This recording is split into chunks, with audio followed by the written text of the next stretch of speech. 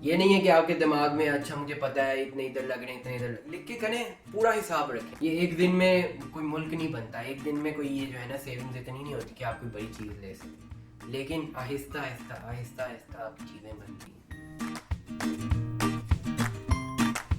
हाँ जी, अस्सलाम वालेकुम, वेलकम टू द चैनल देसी ब्रुकलिन लाइफ। आज की वीडियो के अंदर हम पर्सनल फाइनेंस, बजटिंग और पैसे को कैसे यूज़ करते हैं और सेविंग कैसे करते हैं इसके ऊपर थोड़ी सी बात करेंगे। ये इंट्रोडक्टरी वीडियो है। इससे पहले इस चैनल पे हमने वीडियोस बनाई हैं, आप अमेरिका में आके पढ़ कैसे सकते हैं, मैं अमेरिका कैसे आया, और हमारी दूसरी लाइफ के अंदर इधर जो हम घूमने फिरने कभी जाते हैं तो उसके ऊपर भी वीडियो बनाते हैं। चैनल को सब्सक्राइब ज़रूर कीजिएगा, हमारी दूसरी वीडियोज़ भी जाके देखिएगा।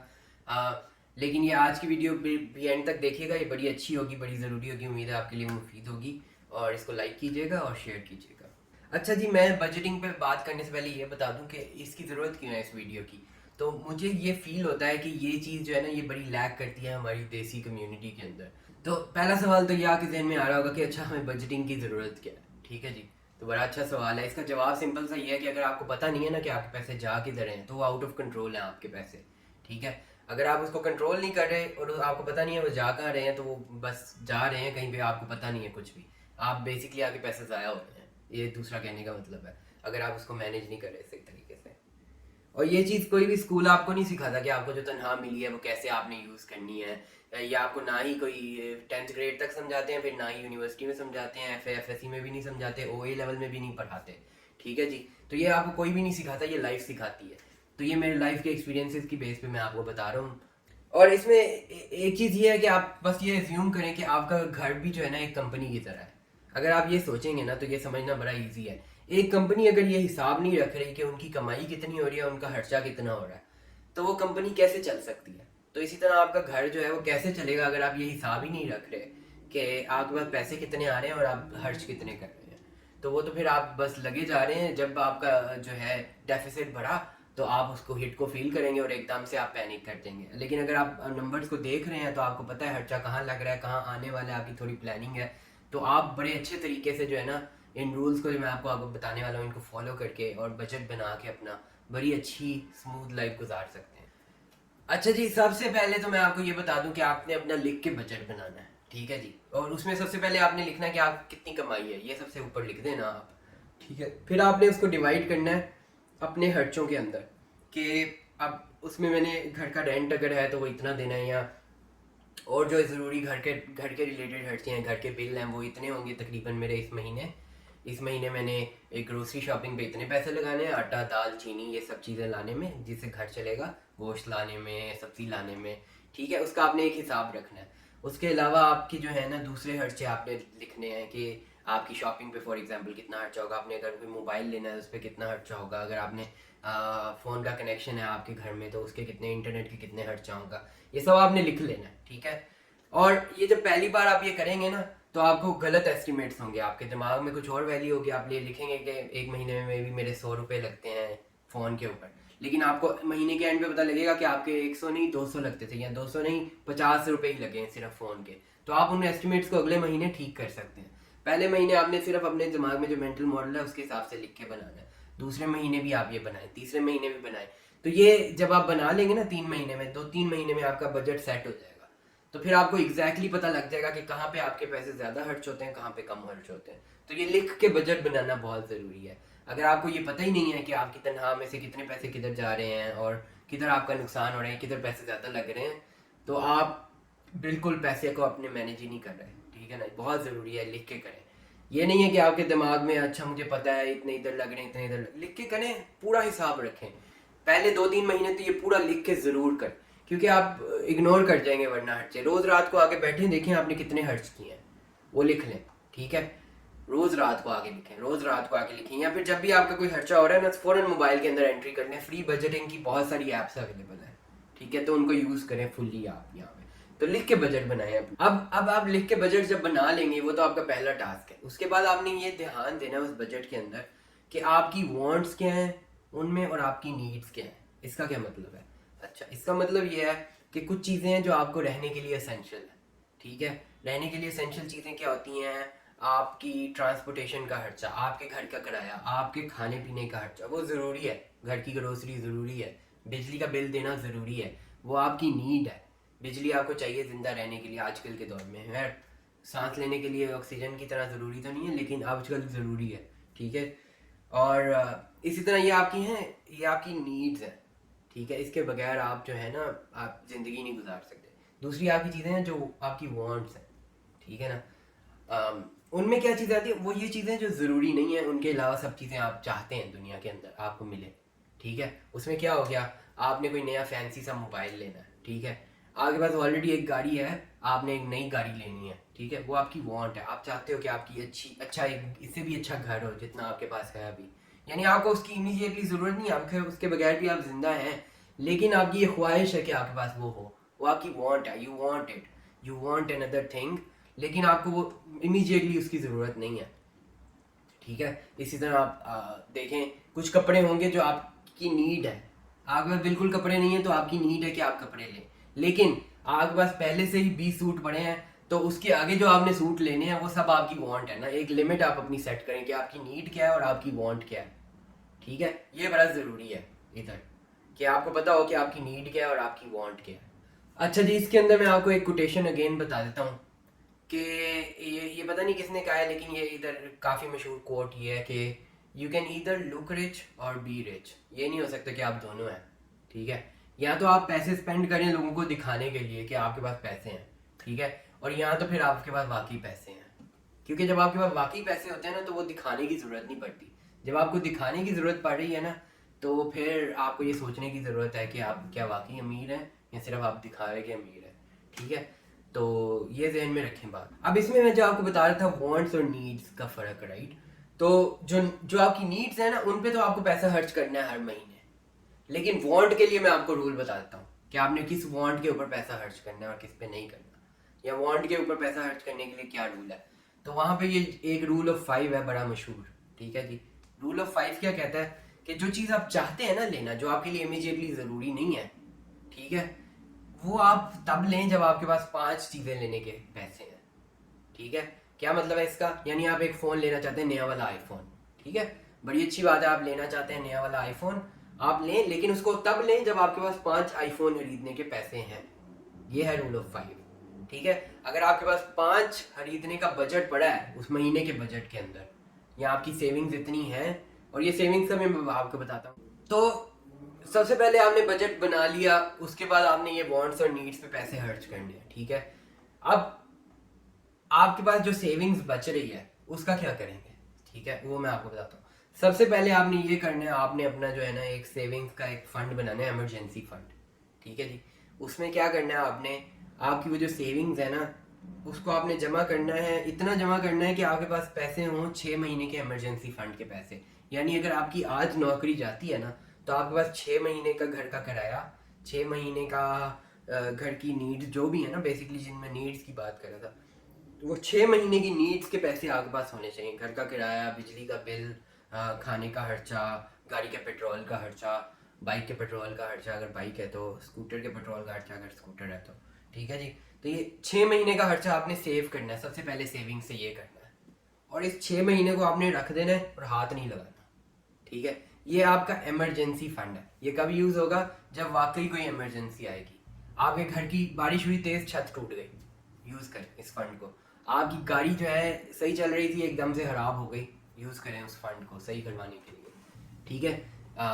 आपका जो है ना, आपकी नौकरी चली गई, आप उस फंड को 6 महीने यूज़ करें, अगली नौकरी ढूंढने तक आप उसको यूज़ करें। ठीक है जी। तो ये 6 महीने का इमरजेंसी फंड सबसे पहले आपकी सेविंग होनी चाहिए। उसके बाद आप क्या कर सकते हैं, उसके बाद जो आपके पैसे हैं ना, वो आपने इन्वेस्ट करने हैं। ठीक है। क्योंकि पैसे जो है ना, वो कभी भी सेविंग करने से नहीं बढ़ते, पैसे इन्वेस्ट करने से बढ़ते हैं। और इन्वेस्टमेंट के तरीके आपके पास बहुत सारे हो सकते हैं। या तो ये कि आप सेव करते जाएं, और एक फिर जो है ना रियल एस्टेट वगैरह में इन्वेस्टमेंट करें, वो थोड़ी बड़ी कैपिटल की रिक्वायरमेंट होती है, लेकिन उससे छोटे तरीके भी हैं। उससे छोटा तरीका ये है कि आप स्टॉक्स वगैरह में इन्वेस्ट करें, और इस तरह की चीज़ों में इन्वेस्ट करें जो आपके थोड़े पैसे से भी आप जो है ना इन्वेस्टमेंट कर सकते हैं। हाँ, तो अगर आप कहीं अमेरिका वगैरह में रहते हैं तो आपके पास रॉबिनहुड जैसी ऐप्स हैं जो आप इजीली यूज़ कर सकते हैं, लेकिन पाकिस्तान में भी आपको ये सहूलियात अब अवेलेबल है, आप डिफरेंट ऐप्स के थ्रू स्टॉक्स ले सकते हैं, और अमेरिका के स्टॉक्स भी ले सकते हैं। तो उन चीज़ों को एक्सप्लोर करने की ज़रूरत है थोड़ी सी आपको। और इसमें मैं अब आपको एक और पर्सनल फाइनेंस का सुनहरी रूल अब बता दूँ, काफ़ी चीज़ें तो मैंने इंट्रोड्यूस करवा दी हैं। एक और रूल ये है कि कभी भी चीज़ें आपने जो है ना किस्तों पे नहीं लेनी, ठीक है। ख़ास तौर पे ऐसी चीज़ जो है आपकी जो घर की मतलब वॉशिंग मशीन हो गई या इस्त्री हो गई या इस तरह की चीज़ें लोग काफ़ी करते हैं कि इंस्टॉलमेंट्स पे ले लेते हैं, एसी इंस्टॉलमेंट्स पे ले लेते हैं, कूलर इंस्टॉलमेंट पे ले लेते हैं, ठीक है। जहाँ तक हो सके आपने 100% इसको अवॉइड करने की कोशिश करनी है, ठीक है। क्योंकि आप एक ऐसी चीज़ ले रहे हैं जो कि एक डेप्रिशिएटिंग चीज़ है, ओवर टाइम इसकी वैल्यू कम होनी है। फ़र्ज़ करें आपके पास 1,000 का आपने एसी लेना था या 10,000 का आपने एसी अगर लेना था, तो वो जो 10,000 का एसी है उसके ऊपर आप मज़ीद इंटरेस्ट देंगे हर किस्त के अंदर। हर किस्त जो है आप थोड़ा 10,000 का अगर एसी था और आपकी साल की किस्तें हैं तो आप 1,000 अगर वो आपसे लेगा तो 1,000 के बाद 1 साल के बाद आप 12,000 पे कर रहे हैं उसको, ठीक है। वही पैसे जो है आप थोड़ा सब्र करें, सेव करें और पैसे जोड़ें और आप उसको एक्स्ट्रा इंटरेस्ट देने की बजाय आप जो है ना वो चीज़ कैश पे लें और खरीदें। तो ये एक सिनेरियो असूल मैं आपको बता दूं कि कभी भी चीज़ें जो है ना इंस्टॉलमेंट पे नहीं लेनी चाहिए आपको। गाड़ी से लेके एसी से लेके घर की किसी भी चीज़ को जिसकी वैल्यू टाइम के साथ कम हो रही है आपने कभी भी इंस्टॉलमेंट्स पे नहीं लेना। मोबाइल फ़ोन को कभी भी इंस्टॉलमेंट्स पे नहीं लेना। इसकी बड़ी प्रोफाउंड वजह ये है कि अगर आप इंस्टॉलमेंट्स पे चीज़ें लेंगे ना तो आप बेसिकली दिखा रहे हैं लोगों को कि आप अमीर हैं, लेकिन आप एक्चुअली वो अमीर है नहीं, क्योंकि आपके पास वो चीज़ अपफ्रंट लेने के पैसे नहीं है, लेकिन आपने वो चीज़ पहले से ही ले ली है, तो वो आपको नुकसान पहुंचा रही है। एक तो वो आपसे अपनी कीमत से ज़्यादा पैसे ले रहे हैं, उसकी कीमत से ज़्यादा आप पैसे दे रहे हैं उसको, और दूसरा ये कि आपके ऊपर ये हर महीने की जो किस्त देनी है उसकी तलवार लटक रही है, ठीक है। जब भी आप वो मिस करेंगे आपको वो फाइन पड़ेगा उस किस्त के ना अदा करने का, और आप मज़ीद उस जाल के अंदर धंसते जाएंगे, क्योंकि इनिशियली आपके पास वो पैसे नहीं थे, तो वो आप देते जाएंगे और 3-4 साल तक आपकी ये जो है ना किस्तें चलती रहेंगी। तो ये एक्चुअली नुकसान का होता है कि आपने चीज़ जो है ना इंस्टॉलमेंट्स पे ले ली है, और आपको इस तरह की चीज़ों की आदत पड़ गई तो आप हर चीज़ इंस्टॉलमेंट पे लेने शुरू कर देंगे, और वो हर चीज़ की इंस्टॉलमेंट इतनी ज़्यादा हो जाएगी कि आप सारी ज़िंदगी वो उसका इंटरेस्ट ही अदा कर रहे हैं और उसके ऊपर एक्स्ट्रा पैसे ही दे रहे हैं, और आप एक्चुअली कोई चीज़ बना नहीं रहे। नीचे अंडरलाइन जो एसेट आपने लिया हुआ है उसकी वैल्यू टाइम के साथ कम होती जा रही है, और you are losing your money every month. Basically आपके हर महीने पैसे ज़ाया हो रहे हैं उस चीज़ के ऊपर। आपने जो गाड़ी ली थी उसकी वैल्यू 10 लाख से 5 लाख रह गई है, लेकिन आप किस्त अभी भी उसी हिसाब से ले रहे हैं कि उसकी वैल्यू 10 लाख थी, ठीक है। तो it doesn't make any sense to pay things like installment पे पैसे देने का कोई मतलब ही नहीं है। कोई चीज़ आप इंस्टॉलमेंट पे ना लें, आप चीज़ को तब लें जब आपके पास पैसे हों, और एक नहीं 5 लेने के पैसे हों तब लें, ताकि आपकी नेटवर्थ में फ़र्क ना पड़े वो चीज़ लेने से, आपके रोज़मर्रा के बजट के अंदर फ़र्क नहीं पड़ रहा वो चीज़ लेने से, तब आप वो चीज़ लें। उससे पहले अगर आप चीज़ ले रहे हैं तो आप बस दिखाने के लिए ले रहे हैं। ये रूल्स हैं पर्सनल फाइनेंस के। और इसमें एक रूल ये है कि फ़र्ज़ करें आपकी टेक होम इनकम जो है वो एक महीने की 1 लाख है, ठीक है। तो आपने 25% उसका जो है ना उससे ज़्यादा पैसे घर के रेंट पे नहीं देने, ठीक है। आपके जो घर का खर्चा है या आपके जो घर के अकोमोडेशन का खर्चा है, बेसिकली रेंट या मॉर्गेज जो भी आप दे रहे हैं, घर की किस्त जो दे रहे हैं, वो 25% से ज़्यादा नहीं होनी चाहिए आपकी टेक होम इनकम की। अगर आपकी 50-60% इनकम जो है वो सिर्फ रेंट देने में जा रही है, तो ये जो है ना आप you paying too much rent. आप अपनी तनख्वाह से ज़्यादा पैसे खर्च करेंगे। बेसिकली इसका मतलब ये है कि आप एक ऐसे इलाके में रह रहे हैं जिसके अंदर आपका बजट नहीं है रहने का, तो आपको मूव कर जाना चाहिए किसी सस्ते इलाके के अंदर। फिर आपकी सेविंग्स भी होंगी, आपके पास पैसे भी बचेंगे, और इवेंचुअली आप इस काबिल हो जाएंगे कि आप अपना घर ले सकें। अगर आप रेंट पे रह रहे हैं, हम भी अभी रेंट पे रहते हैं, तो हम भी ये रूल फॉलो करते हैं, ठीक है। तो हम बिल्कुल, अगर मैं अपनी जॉब के बिल्कुल साथ अपार्टमेंट लूँ तो that will be like 60-70-80% of my job की इनकम जो भी है मेरी। लेकिन हम दूर रहते हैं तो हम 25% से थोड़ा सा ज़्यादा या इसके करीब ही रेंट देते हैं, ठीक है।